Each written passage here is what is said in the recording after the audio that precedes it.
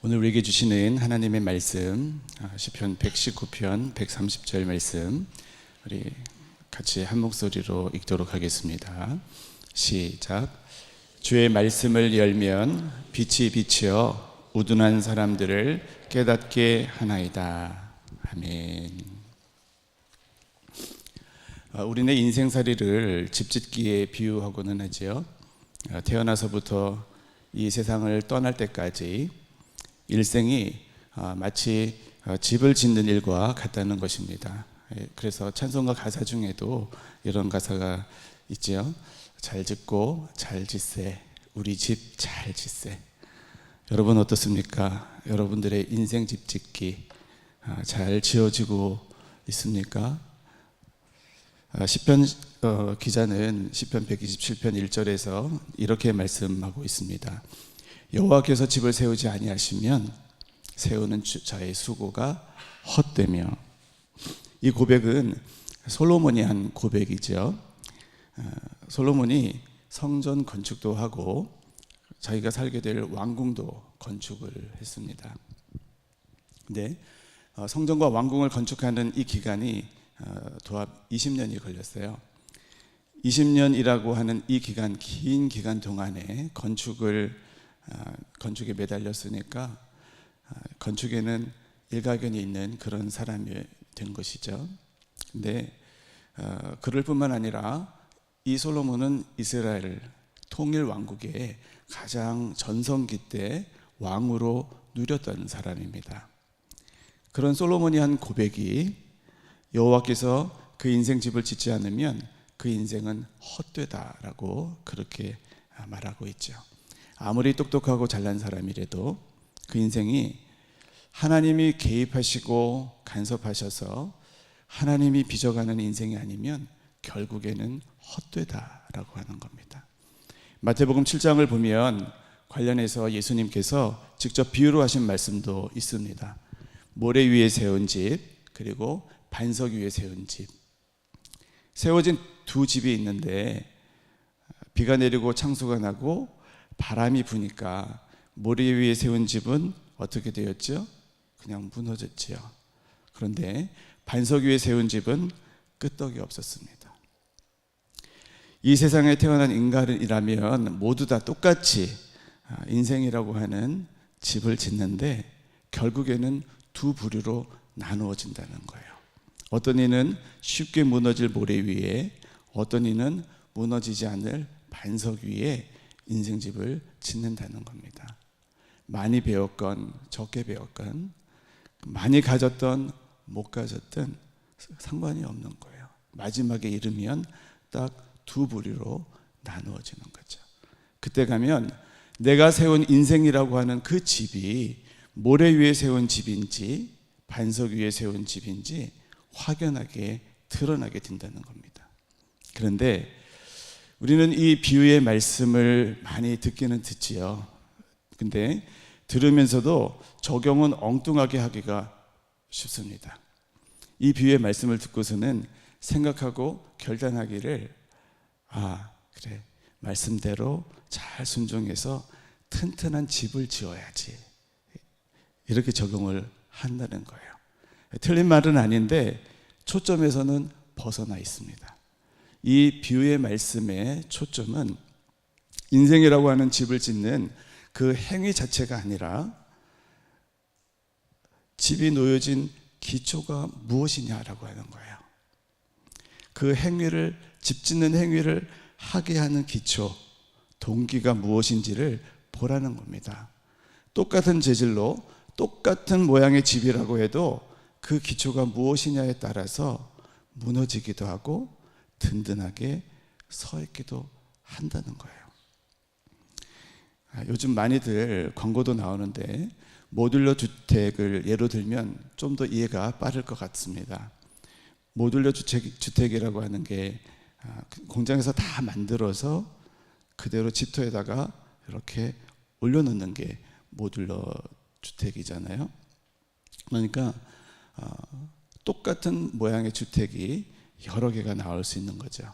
공장에서 똑같은 모양의 주택을 만들어서 하나는 모래 위에, 하나는 반석 위에 올려놨다고 한번 생각해 보시면 좋을 것 같아요. 겉으로 보기에는 똑같습니다. 그 기초는 눈에 보이지 않잖아요, 그죠? 그런데 결정적인 순간에 하나는 무너지고 또 하나는 든든하게 서 있는 거예요. 예수님 당시에 바리새인들은 율법을 철저하게 지켰습니다.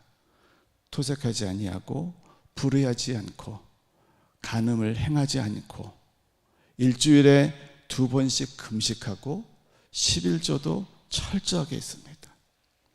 율법을 잘 지켰다는 거죠. 그런데 예수님은 그런 그들에게 책망하셨습니다. 그것도 아주 심하게 책망을 하셨죠. 그들의 행위 자체가 불의해서 그랬나요? 아니죠. 모두 다 의로운 일이었습니다. 하나님이 하라고 한 일들을 그들이 한 거예요. 그런데 뭐가 문제였습니까? 율법을 잘 지키는 그 행위를 통해서 사람들로부터 인정받고 자기를 드러내고 자랑하는 데 사용한 거예요. 자기 자랑하고 싶어서 율법을 잘 지킨 겁니다. 그러고 자기들처럼 그렇게 하지 못하는 사람들을 판단하고 정죄하고 무시하고 당짓고, 예수님 자리에 누가 있는 거죠? 자기가 들어가 있었던 겁니다. 자기 자랑, 자기 의라고 하는 그 기초 위에 인생을 집을 지었던 거예요. 하나님을 몰랐던 사람들이라면 그럴 수도 있지, 그렇게 생각할 수 있겠죠. 그런데 그 바리새인들은 말씀을 잘 아는 그런 사람들이었습니다. 그들이 잘 알았던 이사야 43장 7절 말씀, 우리 같이 한 목소리로 읽도록 하겠습니다. 시작. 무릇 내 이름으로 일컫는 자, 곧 내가 내 영광을 위하여 창조한 자를 오게 하라. 여러분, 하나님이 우리 인간을 왜 창조하셨죠? 뭐 하려고 만드신 거예요? 하나님이 하나님의 영광을 위하여 우리를 만드신 겁니다. 저나 여러분들이나 예수님 당시 바리새인들도 다 마찬가지로 하나님의 영광을 위하여 만드신 거예요. 그리고 하나님의 영광을 위하는 역사적인 사명을 띠고 이 땅에 태어난 겁니다. 그런데 그들은 뭘 했어요? 율법을 잘 지키는 그 행위를 통해서 하나님의 영광을 가로채고 자기 영광을 드러냈던 것입니다. 예수님은 그걸 가지고 모래 위에 집을 지었다라고 말씀하는 거예요. 모래와 반대되는 무너지지 않을 든든한 집의 기초가 되는 이 반석은 뭐죠? 사도 바울은 그 반석은 바로 예수 그리스도라고 그렇게 말하고 있습니다. 고린도전서 3장 10절 11절 말씀 같이 읽어보도록 하겠습니다. 시작. 내게 주신 하나님의 은혜를 따라 내가 지혜로운 건축자와 같이 터를 닦아두매 다른 이가 그 위에 세우나 그러나 각각 어떻게 그 위에 세울까를 조심할지니라. 이 닦아둔 것 외에 능히 다른 터를 닦아둘 자가 없으니 이 터는 예수 그리스도라. 아멘. 우리의 인생이라고 하는 집은 그 기초가 반드시 예수 그리스도여야 한다는 겁니다. 안 그러면 집 다 지어놓고 들어가 살려고 그러는데 마지막에 돌이킬 수 없는 치명적인 상황을 맞이할 수도 있다라고 하는 겁니다. 어떻게 하는 게 예수 그리스도를 내 인생집의 기초로 놓는 것일까요? 성경 두 구절에서 그 실마리를 찾을 수 있는데 같이 읽도록 하겠습니다. 먼저 요한복음 1장 14절 말씀 같이 읽습니다. 시작. 말씀이 육신이 되어 우리 가운데 거하심에 우리가 그의 영광을 보니 아버지의 독생자의 영광이요 은혜와 진리가 충만하더라. 이어서 히브리서 1장 1절 2절 말씀 읽습니다. 시작. 옛적에 선지자들을 통하여 여러 부분과 여러 모양으로 우리 조상들에게 말씀하신 하나님이 이 모든 날 마지막에는 아들을 통하여 우리에게 말씀하셨으니 이 아들을 만유의 상속자로 세우시고 또 그로 말미암아 모든 세계를 지으셨느니라. 아멘. 요한복음 1장 14절 말씀은 예수님이 곧 말씀이다. 화면 올려주세요. 예수님은 말씀이다 라고 그렇게 증언하고 있죠. 히브리서 1장 1절 2절 말씀은 하나님이 온 천지 만물을 말씀으로 창조하셨는데 말씀이신 아들 예수 그리스도로 말미암아 이 천지 만물을 지으시고 또 구약 시대에는 수많은 선지자들을 통해서 말씀을 하셨고 이 마지막 때 신약 시대에 이르러서는 말씀 그 자체이신 아들을 세상에 보내셨다라고 하는 거예요. 그런데 들어야 할 사람들이 하도 듣지를 않으니까 이제는 말씀 그 자체이신 아들을 내려 보내셨습니다. 하나님께서 얼마나 답답하시면 아들을 직접 내려 보내실 그런 생각을 하셨을까 싶습니다. 하나님께서는 모세를 통해서도 들으라 말씀을 하셨어요. 그리고 사도 바울을 통해서도 들어야 구원받을 믿음이 생긴다라고 그렇게 말씀하셨죠. 신명기 6장 4절 말씀을 보면 이스라엘아 들으라. 로마서 10장 17절 말씀 같이 한 목소리로 읽습니다. 시작.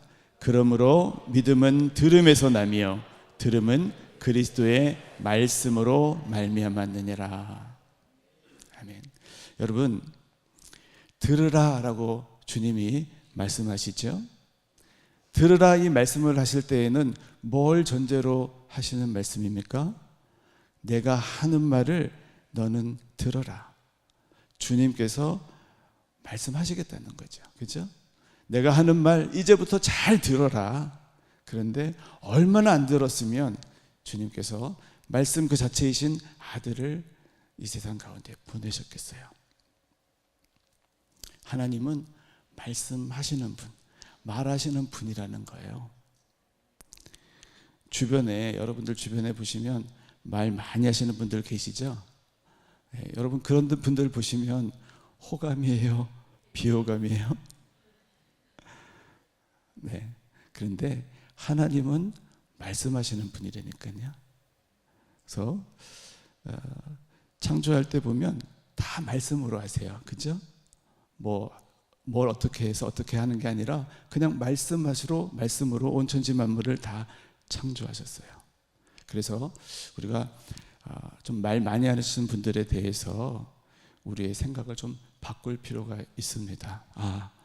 저분 참 하나님 닮으셨네. 이렇게 생각을 좀 바꿀 필요가 있지 않나 싶어요.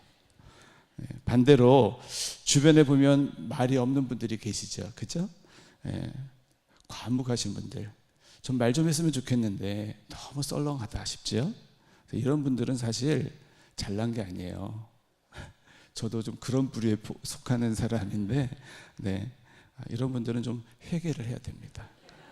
주님은 말씀하시는 분이시라니까요. 네.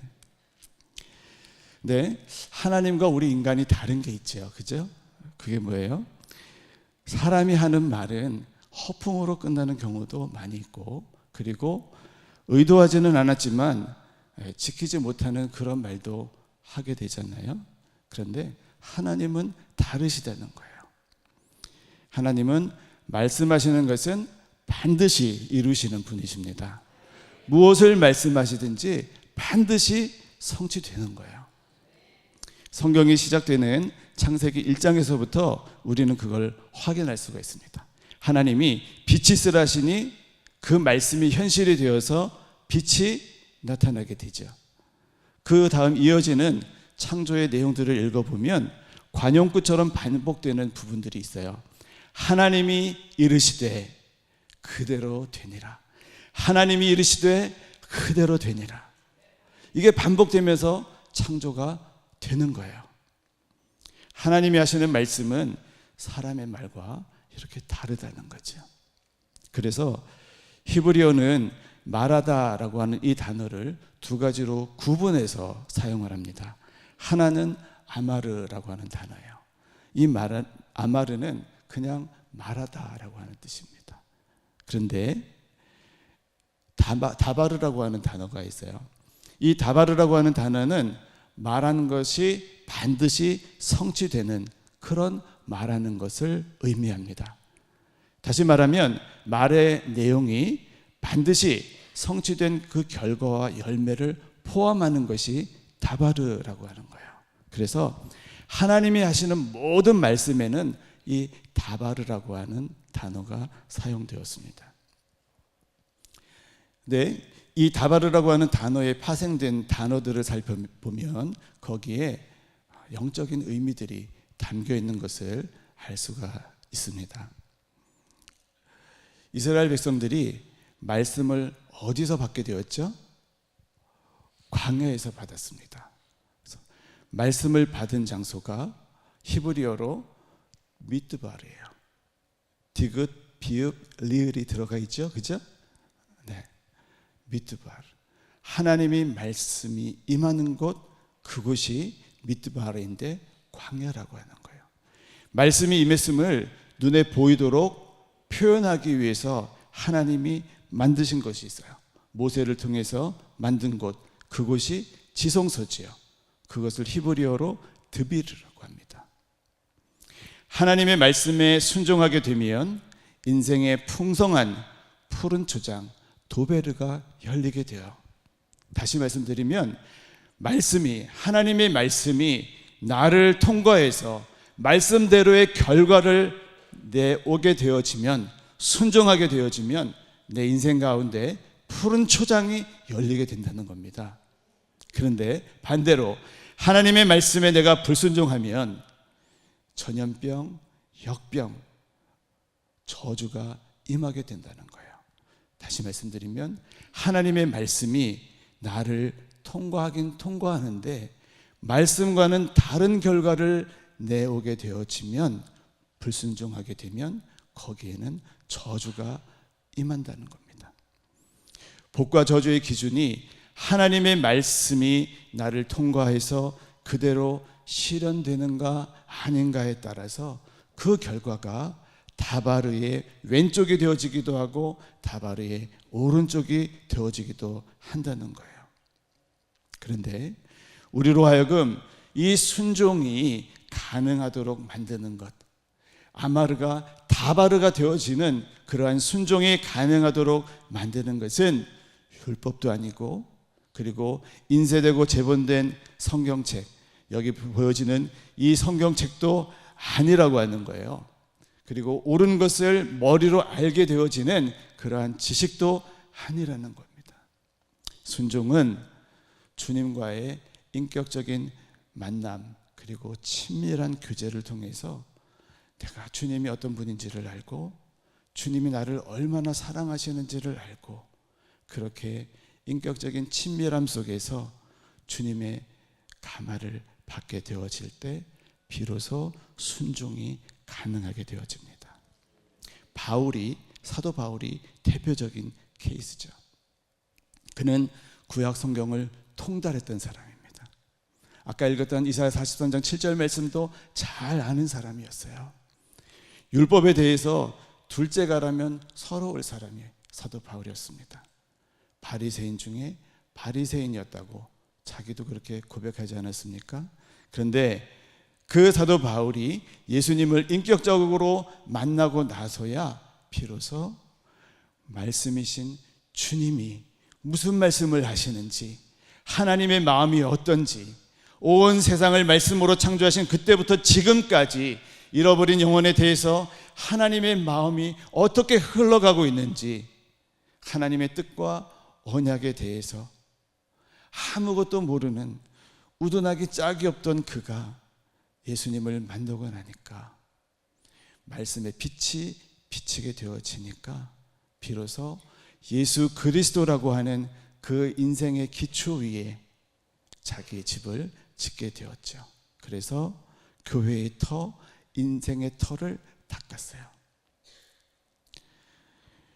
육신의 귀, 육신의 눈으로가 아니라 마음과 마음으로 주님과 소통이 이루어질 때, 그때 비로소 순종이 일어나게 되어지고, 그리고 아마르가 타바르가 되어지는, 그래서 푸른 초장이 우리 인생 가운데 열리게 될 줄로 믿습니다. 제가 군대에 입대했을 때 신병교육대에서 막 열심히 훈련받고 있는데 어머니가 편지를 보내주셨어요. 평생 처음이자 마지막이었습니다. 편지지 3장에 어머니가 친필로 쓰셔서 저에게 보내주셨는데요. 꺼내보고 또 꺼내보고, 시간 날 때마다 꺼내보고 몰래 꺼내보고.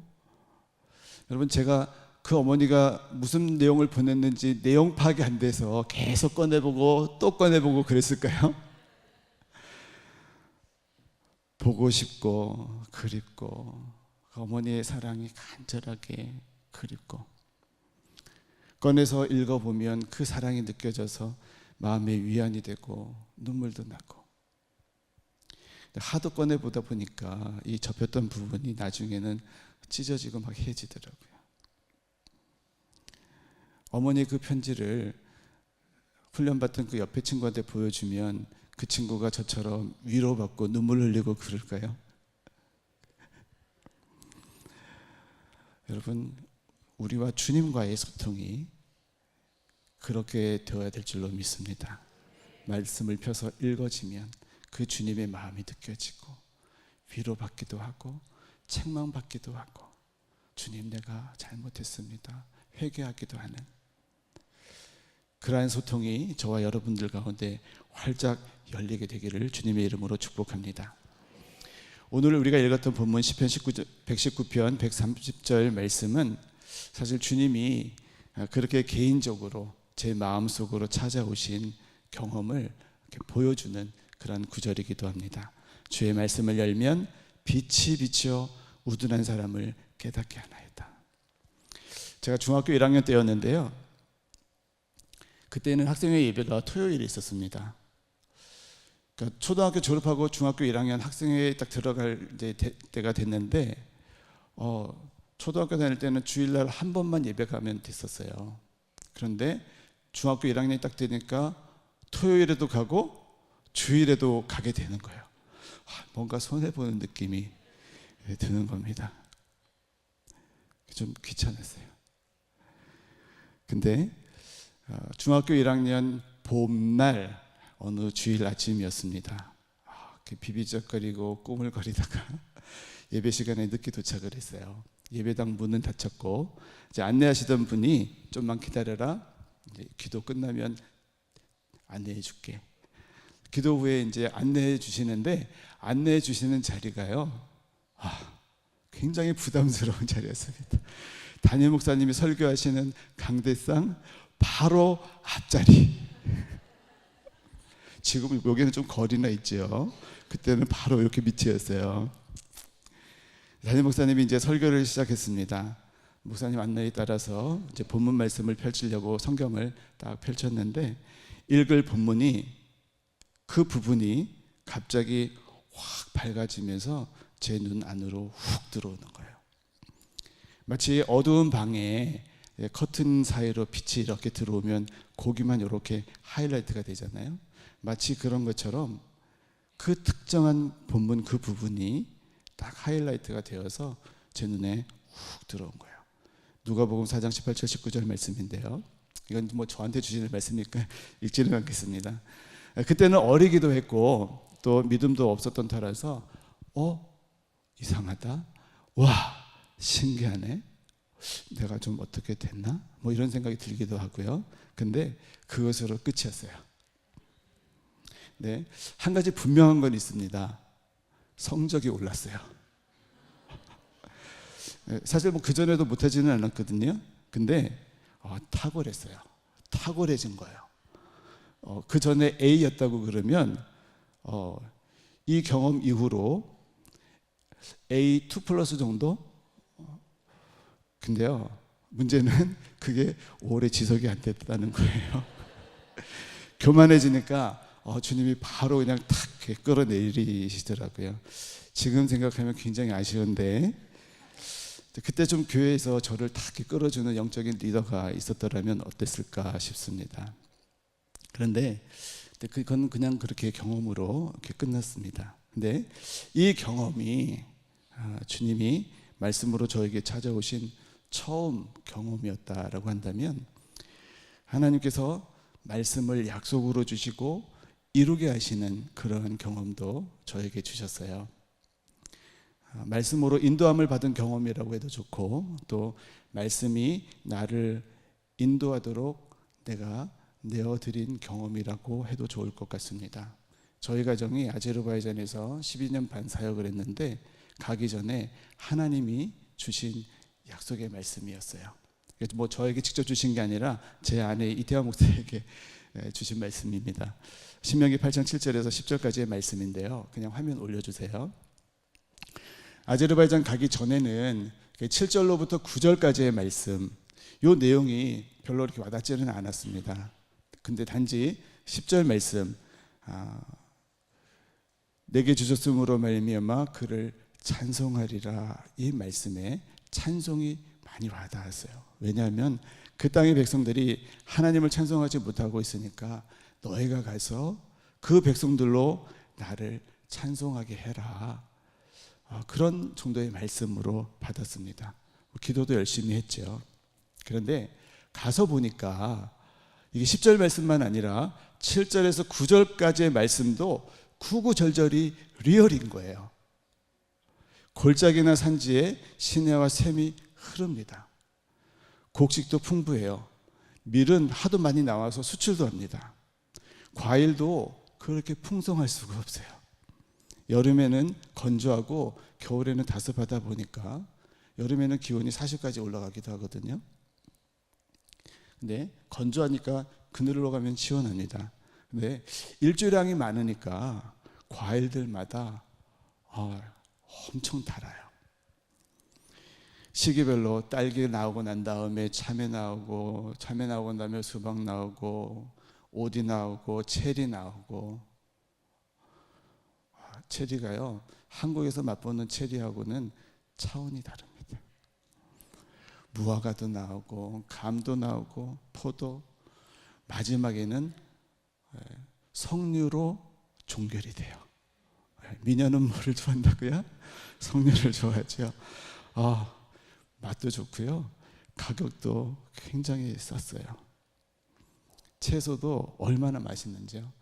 그때 먹은 토마토, 오이 맛은 지금도 잊을 수가 없습니다. 견과류도 많이 나와요. 그중에 헤이즐넛, 얼마나 맛있는지요.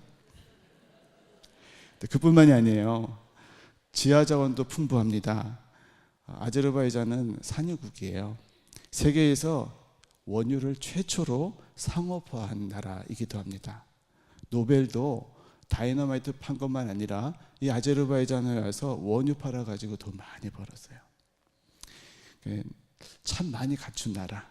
부럽죠, 그죠? 그러니까 7절부터 9절까지의 말씀이 정말로 리얼이었던 거예요. 그런데 하나님이 그 땅에 허락해 주신 축복, 그러나 이면에 그 반대로 하나님을 모르는 그 백성들의 모습이 너무 대비돼서 하나님의 그 안타까움이 더 느껴지는 거예요. 그 땅의 무슬림이 거의 99%입니다. 개신교인, 복음을 알고 예수 그리스도를 알고 예배하는 백성은 그 땅의 0.1%도 되지 않아요. 주님을 알고 예배하는 백성이 터무니없이 적은 나라. 그래서 하나님은 저희 같은 선교사를 통해서 예배가 있기를 원하셨던 거예요. 그리고 약속의 말씀 그대로 저희 가정을 통해서 교회도 개척해 주시고, 그리고 공동체를 통해서 예배하는 백성을 길러내게 해 주셨습니다. 작년 여름에 단기팀이 터키에 갔을 때 그때 아제르바이잔에서 있었던 제자 2명도 터키에 와서 우리 교회 단기팀하고 같이 사역을 진행을 했었습니다. 하나님은 이렇게 약속의 말씀을 주시고 이루게도 하시지만, 중요하고도 급작스러운 일이 닥쳤을 때, 당황하고 갈 길을 알지 못할 때 그러한 상황 가운데에서도 분명한 말씀으로 가르쳐 주시기도 하십니다. 2년 전 5월달 교회가 한참 어려웠을 때 저도 어떻게 해야 될지를 모르고 당황하고 있을 때 중요하게 확인해야 될 한 가지 일이 생겼어요. 찾아가서 말을 해야 되나? 말아야 하나? 너무 힘들었습니다. 이게 제 개인적인 일도 아니고 교회 공동체에 중요한 영향을 줄 일이기도 했기 때문에 정말로 과장을 보태서 하루가 천년같이 느껴졌습니다. 끙끙거리고 고민하고 주님 어떻게 해야 됩니까? 가서 말해야 됩니까? 어떻게 해야 됩니까? 사인이라도 좀 보여주십시오. 그런데 그 다음날 복음 인카운터가 진행이 되었어요. 복음 인카운터를 하는지 마는지 제 마음속에는 주여 어떻게 해야 됩니까? 그런데요, 복음 인카운터 할 때 말씀 카드를 뽑는 시간이 있잖아요. 이거 누설하면 안 되는 건데. 네, 좀 말씀 카드를 딱 뽑았는데요, 출애굽기 4장 12절 말씀을 뽑았어요. 그 말씀 내용은 이렇습니다. 이제 가라, 내가 내 입과 함께 있어서 할 말을 가르치리라. 복음 인카운터 말씀 카드에 이런 본문의 내용이 들어가 있는 것도 너무 이상했습니다. 그런데 그 말씀을 받아들고서 정말 너무 깜짝 놀랐어요. 여하튼 너무 분명해서 순종하지 않을 수가 없었습니다. 가서 얘기했고 확인이 되었어요. 그리고 그것이 제 생각에는 커다란 물줄기가 바뀌게 되어지는 결정적인 계기가 되었습니다. 부족한 인생이지만 주님의 말씀으로 저의 인생을 설명할 수 있다는 것, 그것이 얼마나 감사하고 감사한 일인지 모르겠어요. 하나님은 분명히 자녀된 우리에게 말씀하시는 분이십니다. 말씀으로 이끄시고 말씀으로 우리 각각의 인생을 빚어가시는 분이세요. 더 많이 들으려고 민감하게 말씀에 귀 기울이고 순종으로 반응했더라면 더 좋았을 텐데 제 마음속에 아쉬움으로 남는 대목들도 많이 있습니다. 여하튼 하나님은 확실히 살아계시고 우리에게 말씀하시는 분이세요. 우리가 아둔해서 그 말씀을 다 알아듣지 못하고 알아듣지 못하니 순종하기 어려울 뿐이지요. 모압 평지에 선 이스라엘 백성들에게 모세는 들으라라고 그렇게 말하고 있습니다. 신명기 6장 4절의 말씀입니다. 같이 읽습니다. 시작. 이스라엘아 들으라, 우리 하나님 여호와는 오직 유일한 여호와이시니. 하나님은 이제 막 약속의 땅 가나안 진입을 앞둔 이스라엘 백성들에게 모세를 통해서 들으라 이렇게 말씀하고 계세요. 하나님의 말씀을 대하는 모세의 입장을 생각해 보면 이건 단순하게 그냥 하나님의 말씀하셨으니까 말해야지 그냥 이렇게 기계적으로 전하는 그런 말이 아니라고 하는 거예요. 지금 이 모압 평지에서 출애굽 2세들에게 전하는 모세는 피를 토하는 절규를 하고 있는 겁니다. 여러분들도 잘 아시다시피 출애굽 1세대들은 어떻게 되었죠? 불신과 불순종의 결과로 이미 광야 40년 여정 가운데 다 세상을 떠났습니다. 모세의 입장에서 보면 38년 전에 시내산에서 성막을 막 만들 때, 그리고 이스라엘 백성들이 진을 갖추어 군대로 정렬되어질 때 그때 세웠던 천부장, 백부장, 십부장, 그 모세와 함께 했던 모든 리더들이 불순종으로 인해서 다 세상을 떠났던 겁니다. 그 많던 출애굽 1세대들이 광야에서 죽어나갈 때 계산해 보니까 38년 동안 거의 매일 80명의 장례를 치른 거예요. 말씀에 대한 불순종의 결과. 그러니 모세가 모압 평지에 섰을 때, 그리고 출애굽 2세대들에게 이스라엘아 들으라 그 말을 할 때 그 마음이 얼마나 참담했겠냐는 거죠. 모세는 개인적으로 이미 먼저 40년 광야 생활을 했던 사람입니다. 개인적으로 광야 생활을 했던 사람이에요. 애굽에서 왕족으로 수업을 받기는 했지만 유모로 불리던 친모 요게벳에게 너는 애굽 사람이 아니라 너는 이스라엘 백성 하나님의 아들이야. 자기의 분명한 정체성을 가지고 있었죠. 그런데 그러한 자기의 정체성을 가지고 있었지만 그의 인생의 기초는 하나님의 말씀이 아니라 자기의였습니다. 자기 힘으로 이스라엘 민족을 위한다고 하다가 살인자로 쫓기는 신사가 되었죠. 주님께서 이렇게 자기 인생의 기초를 자기의 삼고 있는 모세를 광야로 몰아내셔서 40년 동안 그 광야에서 개인적으로 연단시키시고 훈련을 시켰습니다. 그런데 이 모압 평지에 지금 출애굽 2세대를 마주 대하고 있는 모세는 이제는 민족적인 차원으로도 40년 광야를 다시 경험한 겁니다. 그리고 불순종의 대가에 대해서는 너무나도 깊게 깨달아 알게 된 거죠. 그때 주님의 말씀을 대언하면서 이스라엘아 들으라. 너희 부모 세대들이 불신과 불순종으로 광야에서 하나둘씩 죽어나가는 것 너희들 보았지? 나도 불순종으로 약속의 땅에 못 들어가는 것 너희들 잘 알지 않냐? 그러니 너희들은 제발 약속의 땅에 들어가거든 너희들의 인생이라고 하는 그 집을 반드시 하나님의 말씀이라고 하는 그 기초 위에다 지어야 한다. 너의 생각, 너의 고집, 이방 족속이 하는 대로 세상이 하는 그대로 너희들의 인생이 빚어지도록 내버려 두지 말고 하나님의 말씀이 너의 인생을 빚어가도록 순종해라. 내어드려라. 모세는 지금 그 말을 하고 있는 겁니다. 우리 교회 오병이어 지금 계속 진행하고 있는데 진도도 어쩌면 딱 그렇게 들어맞는지 모르겠어요. 금요일에 신명기 딱 끝내셨죠, 그죠? 신명기 말씀들을 요약하면 6장 4절에서 9절까지의 말씀입니다.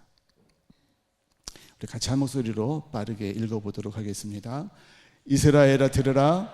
우리 하나님 여호와는 오직 유일한 여호와이시니 너는 마음을 다하고 뜻을 다하고 힘을 다하여 네 하나님 여호와를 사랑하라.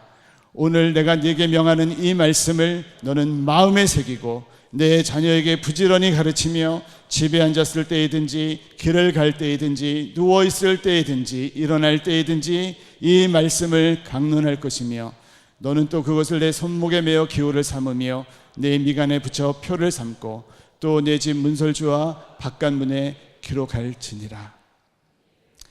이 말씀을 쉐마라고 합니다. 들으라. 그것이 그 말씀의 제목이에요. 유대인들에게는 지금도 이 말씀이 금과 옥조입니다. 정통 유대인들은 그래서 13세가 될 때까지 모세오경을 다 암송을 하고요. 집 문설주에 이 쉐마의 말씀을 붙여놓습니다. 그리고 나갈 때에도 들어올 때에도 그 말씀을 붙들고 잠깐 기도하고 나가고 들어오는 거예요. 그런데 이 쉐마 이스라엘이라고 불리는 이 말씀의 무게를 제대로 파악하려면 이 말씀 속에 등장하는 화면 올려주세요. 마음이라고 번역된 히브리어 단어 레바브를 잘 알아야 돼요. 그 의미가 무엇인지를 알아야 됩니다. 유대인들에게는 마음이라고 하는 이 단어 단순하게 감정이 아니라 지, 정, 의 이것이 모두 포함되어진 하나의 본질로 마음이라고 지칭을 했어요. 그래서 마음의 색이라는 말을 풀어서 설명하면 하나님의 말씀이 너라고 하는 너의 그 존재를 푹 적셔야 되는 거예요. 너의 생각을 그 말씀에 맞춰야 된다는 거예요. 나의 감정과 나의 원하는 것, 나의 갈망이 하나님의 말씀의 인도를 받아야 된다는 거예요. 내가 오늘 선택하는 그 선택이 하나님의 말씀과 일치되어야 된다는 그 말씀입니다. 모세는 개인적으로 광야 80년의 수업을 통해서 하나님과 동행하면서 깨달은 것, 이 말씀을 압축해서 출애굽 2세대들에게 전달했던 거예요. 그런데 광야는 모세나 이스라엘 백성들만 통과하는 것이 아닙니다. 하나님을 사랑하는 사람이면 누구나 다 통과하게 되는 곳이 광야입니다. 왜냐하면 광야에서 뭐가 임해요? 말씀이 임합니다. 감리교를 창시했던 존 웨슬리 목사님, 그분도 광야를 통과했어요. 그가 통과했던 광야를 잠깐 소개해 드리면, 웨슬리 목사님은 옥스포드 대학에서 홀리 클럽이라고 하는 경건 모임을 만들고 철저하게 말씀을 읽고 시간이 되면 시간 맞춰서 기도하고 말씀 공부하고 그랬던 거예요. 그래서 주변에 있는 친구들이 이 홀리 클럽 사람들을 보고서 규칙쟁이라고 하는 별명을 붙여줬습니다. 그걸 그대로 감리교가 받아서 메소디스트가 된 거예요. 자, 그런데 그렇게 말씀 공부 열심히 하고 철저하게 시간 지켜서 기도했던 그분이 미국으로 인디언 선교를 하는 선교사로 출발을 합니다. 배를 타고 가요. 말 그대로 그때에는 돛담배밖에 없었죠. 그 배를 타고 가는데 4개월이 걸렸습니다. 배가 풍랑을 만나서 몇 번이나 전복될 위기에 봉착했어요. 돛대도 부러지고, 그런 상황 중에 웨슬리 목사님은 두려움과 공포에 사로잡혀서 어쩔 줄을 몰라 하는데, 저쪽에 한 무리를 보니까 시편 말씀을 암송하면서 하나님을 찬양하고 너무나도 평화롭게 평온하게 예배하는 한 무리가, 모라비안 교도들이 있었습니다. 그렇게 천신만고 끝에 미국에 도착을 했어요. 미국에서 선교하고 있는데 여러 가지 이유로 실패했습니다. 2년 만에 실패하고 돌아오는데 또 4개월 동안 배 타고 돌아왔겠죠. 그런데 똑같은 경험을 또 하게 됩니다. 자, 그 모라비안 교도들을 바라보면서 너무나 충격에 휩싸였어요. 존 웨슬리 목사님이 그때 당시에 그 상황들을 일기에 기록을 했는데 읽어드리겠습니다. 나는 인디언들을 구원하기 위해 아메리카로 갔다. 그러나 나는 누가 구원할 것인가? 이 불신앙의 악한 마음에서 나를 건져줄 자는 누구인가? 나는 맑은 여름 종교를 갖고 있다. 나는 위험이 없을 때에는 나 자신을 믿는다. 그러나 죽음의 위험이 가까이 올 때에는 나의 마음은 공포에 빠진다. 오호라, 누가 나를 이 죽음의 공포에서 구원하실 건가? 나 자신을 믿는다고 그래요. 그렇죠? 그 인생의 기초가 누구였던 거예요? 영국으로 돌아온 웨슬리 목사님이 모라비안 교도들이 모이는 그 모임에 참여했을 때 로마서 서문을 낭독하는 것을 듣습니다. 그런데 그때 변화를 경험하게 됩니다. 그때의 일기도 소개해 드릴게요. 그날 저녁 나는 올드스게이트 길에 있는 한 모임에 매우 마지못해 참석했다. 어떤 사람이 루터의 로마서 주석 서문을 읽고 있었다. 8시 45분쯤 그리스도에 대한 믿음을 통해 하나님께서 사람의 마음에 이루시는 변화를 서술하는 단락에서 나는 내 마음이 이상하게 뜨거워지는 것을 느꼈다. 내가 진정으로 그리스도를, 구원을 위해 오직 그리스도만 의지하고 있다고 느꼈다. 그리고 그분께서 진정 나의 죄까지도 가져가셨다는 사실과 죄와 사망의 법에서 나를 구원하셨다는 확신이 내게 주어졌다. 웨슬리는 그의 인생 광야에서 경험했습니다. 말씀이 임하고 그 인생의 집 기초가 자기 자신에서 예수 그리스도로 변화되어지는 것을, 예수 그리스도가 그의 인생의 기초로 변화되어지는 순간 말씀이 그의 인생을 본격적으로 빚어가기 시작을 했어요. 그리고 그는 온 유럽이 피해 혁명으로 물들던 그 시대에 영국을 피해 혁명으로부터 보호하는 결정적인 역할을 감당하게 됩니다. 영국의 노예제 폐지를 이끌었던 윌리엄 윌버퍼스, 이분도 웨슬리에게서 신앙적으로는 큰 영향을 받았습니다. 광야에서 주님의 말씀을 경험하고 또 말씀으로 빚어지는 인생을 통해서 하나님은 개인 그 웨슬리 한 사람뿐만 아니라 모세 한 사람뿐만 아니라 그가 속했던 나라와 민족을 변화시키는 놀라운 일을 감당하게 하셨습니다. 말씀이 기초가 된 인생은 개인뿐만 아니라 나라와 민족에게도 커다란 축복입니다. 그런데요, 그 반대는 개인뿐만 아니라 나라와 민족의 비극이고 저주입니다. 성경에 그 예가 나와요. 사무엘상 2장에 보면 제사장 엘리의 아들들이 나옵니다. 제사장의 아들들이니까 그들도 제사장이죠. 그런데 그들은 제사 드릴 그 제물을 훔치고 성전에서 일하는 여인들과 간음을 합니다. 엘리 제사장도 눈이 어두워져서 아무런 역할을, 아무런 영향력을 발휘하지를 못합니다. 그때 당시를 성경은 이렇게 표현을 합니다. 사무엘 3장 1절 말씀입니다. 시작. 아이 사무엘이 엘리 앞에서 여호와를 섬길 때에는 여호와의 말씀이 희귀하여 이상이 흔히 보이지 않았더라.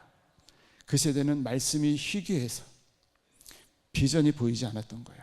당연히 백성들은 마땅히 행할 일도 또 어느 방향으로 가야 할지 분별이 안 되는 겁니다. 잠언 29장 18절 말씀을 보면 비전이 없으면 백성이 방자히 행한다. 갈 길을 모르고 방황한다는 거예요.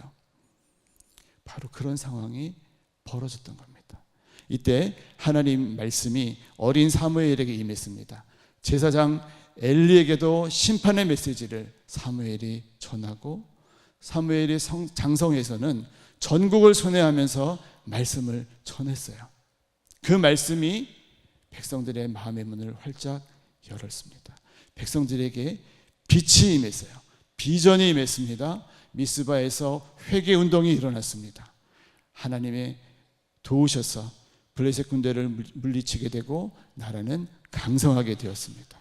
하나님이 사무엘을 통해서 사울을 기름 부으시고 다윗도 기름 부으셔서 왕으로 세우셨죠. 말씀이 있느냐 없느냐, 그 차이가 축복과 저주를 가르는 중요한 분기점이 된다는 거예요. 역사에도 있죠. 중세 천년 동안에 가톨릭 교회 암흑기였습니다. 사제들이 돈을 버는데 급급해서 면죄부를 팔고 말씀은 가르치지 않았죠. 오히려 성경을 번역하는 것을 철저하게 금지하고 번역을 하는 사람들을 죽이기도 했습니다. 윌리엄 틴데일 같은 경우에는 성경 번역하다가 순교했어요. 종교개혁자들이었던 마틴 루터도 칼빈도 목숨을 걸고 성경을 번역했습니다. 그러면서 영적인 각성이 일어나게 되죠. 대각성 운동이 일어나고 젊은이들의 심령이 뜨거워지고 세계로 열방으로 나아가기 시작을 했습니다. 그 불길이 조선에도 옮겨 붙어서 많은 선교사들이 조선 땅을 밟게 되고 조선의 백성들이 깨어나기 시작을 했죠. 그 기적이 당시의 조선 땅 한성 감옥에도 일어났어요. 청년 이승만에게도 그 놀라운 복음이 들어갔습니다. 청년 이승만은 그 한성 감옥에서 주님을 만났습니다. 이승만이 기록한 내용 잠깐 읽어드리도록 하겠습니다. 내가 품고 있는 질문은 꼭 한 가지, 이제 나는 어디로 가느냐 하는 것이었다. 감옥에 갇힌 칼을 차고 손이 묶여 있는 이승만의 질문이었습니다. 그때 나는 목에 씌운 형틀에 머리를 숙이고 처음으로 기도했다. 오 하나님, 나의 영혼을 구해 주시옵소서. 오 하나님, 우리나라를 구해 주시옵소서. 그랬더니 금방 감방이 빛으로 가득 채워지는 것 같았고 나의 마음에 기쁨이 넘치는 평안이 깃들면서 나는 완전히 변한 사람이 되었다.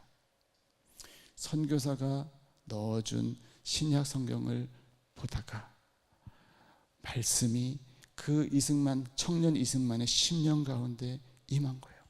마음이 열리고 빛이 임하게 된 겁니다. 이때 청년 이승만의 나이 23살이었습니다. 그는 감옥에서 전도하는 사람이 되었어요. 그가 감옥에서 전도한 사람이 40명이 넘었습니다. 그리고 그 감옥에서 예배를 드리게 되었어요. 함께 예배했던 사람들 중에 훗날 독립운동에 큰 역할을 감당했던 사람들이 많이 있었습니다. 월남 이상제 선생도 그랬고요, 이준 열사도 그러했습니다. 이때 상황에 대해서 게일이라고 하는 선교사님이 남긴 글이 있습니다. 소개해드리겠습니다. 벙커 목사 부부가 정기적으로 방문했던 이들, 이승만, 유성준, 김린, 이상제, 이원근, 김정식 등의 감옥은 처음에 진리 탐구의 방으로 시작하여 다음에는 기도의 집이 되고 그 다음에는 예배당으로 바뀌었다가 급기야 신학당이 되었다. 이 과정을 끝내자 하나님께서는 이들을 모두 내보내어 사역터로 가셨다. 그들은 높은 사회적 지위와 정치적 영향력 그리고 우수한 한문 실력 때문에 이 나라 수도의 기독교계에서 최초의 지도자가 되었다. 여러분, 감옥이 어떻게 변화됐죠? 진리 탐구의 방으로, 기도의 집으로, 예배당으로, 신학당으로 바뀌었습니다. 청년 한 사람의 변화가 만들어낸 변화예요. 그런데 여기에서 끝났습니까? 아니에요. 오늘날 대한민국을 만들어낸 그 기초가 바로 그때 시작되었던 거죠. 말씀을 정리하겠습니다. 하나님은 말씀하시는 분이십니다. 그리고 우리는 그 말씀을 들어야 순종할 수 있고 말씀대로 사는 삶, 말씀으로 빚어지는 인생을 살 수가 있습니다. 그 삶은, 그리고 그렇게 변화되어지는 삶, 말씀으로 빚어지는 삶은 나만 변화시키는 것이 아니라 내 주변 그리고 나라와 민족을 변화시키는 그런 삶이 되어집니다. 그런데 하나님의 말씀을 듣는 것은 내 힘으로 할 수가 없다는 거예요. 내 힘으로는 말씀을 들을 수가 없습니다. 주님께서 열어주셔야 하고 빛을 비춰주셔야 하는 거예요. 그래야 세상에 길들여져 있는 내 생각, 내 경험, 내 고집대로 사는 인생이 아니라 말씀으로 빚어지는 인생을 살 수 있습니다. 내 인생 지금 척박한 광야를 지나고 있습니까? 건강 문제로 광야를 지나고 있나요? 재정과 사업 문제로 광야를 지나고 있습니까? 얽히고 설킨 관계의 문제로 광야를 지나고 계십니까? 여러분, 괜찮습니다. 지금 여러분이 서 있는 그 광야가 바로 주님의 말씀이 임하는 자리입니다. 말씀 붙들고 좌절과 낙심과 절망에서 일어나서 말씀으로 빚어지는 인생을 지금부터 시작하게 되시기를 주님의 이름으로 축복합니다. 우리가 이 시간 찬양 함께 찬양하기를 원합니다. 함께 찬양할 때 이 마음과 이 고백을 닮아서 주님 앞에 찬양하면 좋겠습니다. 하나님, 내가 주님의 말씀 앞에 서겠습니다. 날마다 매 순간마다 이 말씀 앞에 정직하게 서겠습니다. 사모하는 마음으로, 경외하는 마음으로 하나님, 내가 그 말씀 앞에 서겠습니다. 하나님, 그 말씀으로 나를 빚어 주시옵소서. 간절히 고백하는 마음으로 이 찬양하겠습니다.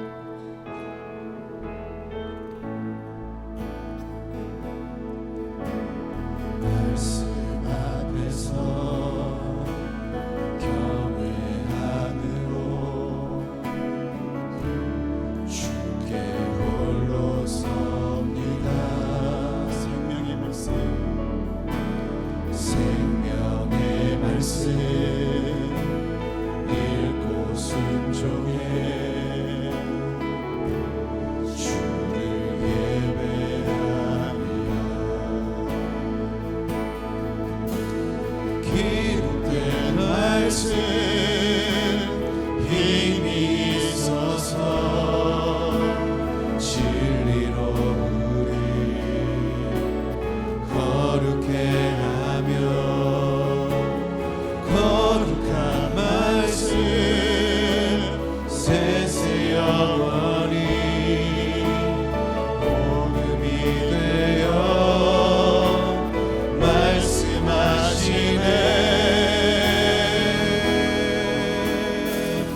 하나님 말씀에 두려워 떠는 자, 그 말씀에 생명을 거는 자, 한 사람 찾으시는 주님의 약속을 믿어.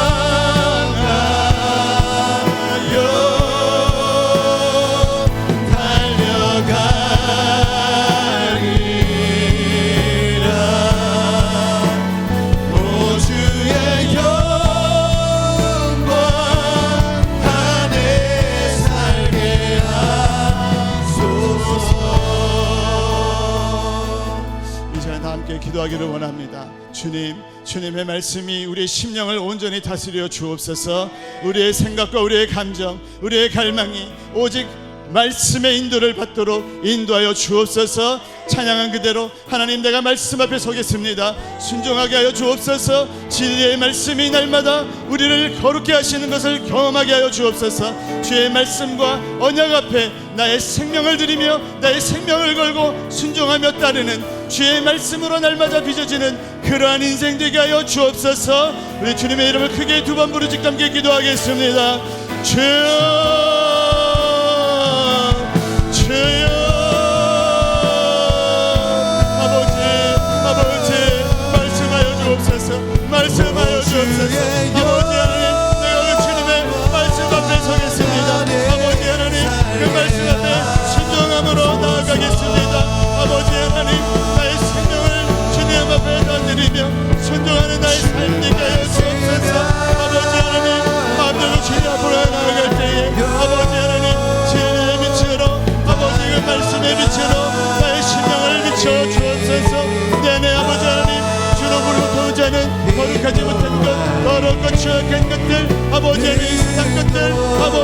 주의 성령의 불로 다 태워주시고 아버지 하나님 거룩하고 순결한 주의 백성으로 아버지 하나님 이 땅 가운데 서게 하여 주옵소서. 그 거룩한 모습으로 주여 서게 하여 주시옵소서. 아버지 인도하여 주옵소서. 주여 역사하시옵소서. 아버지 그렇게 순종하며 아버지 나의 인생이 그렇게 말씀으로 빚어지는 그러한 인생 되도록 주여 인도하여 주옵소서. 주여 인도하여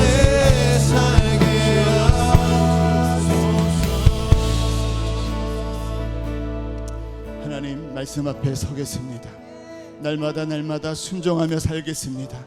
하나님 말씀이 아버지 나의 인생을 빚으시도록 나를 온전히 내어드리며 순종하겠습니다. 아버지 하나님 이 결단 살게 하여 주시옵소서. 이 결단으로 날마다 매 순간마다 살게 하여 주옵소서. 그리하여 진리 되신 그 말씀이 우리들 가운데 비치게 하여 주시고 우리가 아버지 하나님 날마다 거룩하고 정결한 주의 신부로 아버지 이 땅을 살아갈 수 있도록 인도하여 주옵소서. 아버지 말씀에 두려워 떨게 하여 주시고 그 말씀이 나를 거룩하게 만드시고 깨끗하게 하시는 것을 날마다 경험하게 하여 주셔서 아버지 하나님 우리가 주님의 백성으로 주의 거룩한 백성으로 이 땅 가운데 빛을 비추며 살아가는 주의 백성 되도록 인도하여 주시옵소서. 아버지 하나님 이 시간 예배하며 마음을 다해 예물을 올려드리는 손길들이 있습니다. 주여 기쁘게 흠양하여 주시고 아버지 하나님 올려드리는 기도의 제목들 주여 다 응답하여 주시옵소서. 이제는 우리 주 예수 그리스도의 은혜와 하나님 아버지 극진하신 사랑하심과 날마다 우리와 말씀으로 동행하시는 성령님의 감동감화 충만케 하시는 놀라운 역사하심이 말씀으로 빚어지는 그 인생 살기를 결단하며 삶의 자리로 돌아가는 사랑하는 주의 백성들 머리 위에 저들의 가정과 직장과 사업장 위에 주의 몸된 교회 위에 이제로부터 영원토록 함께 하시기를 간절히 축원하옵나이다. 아멘.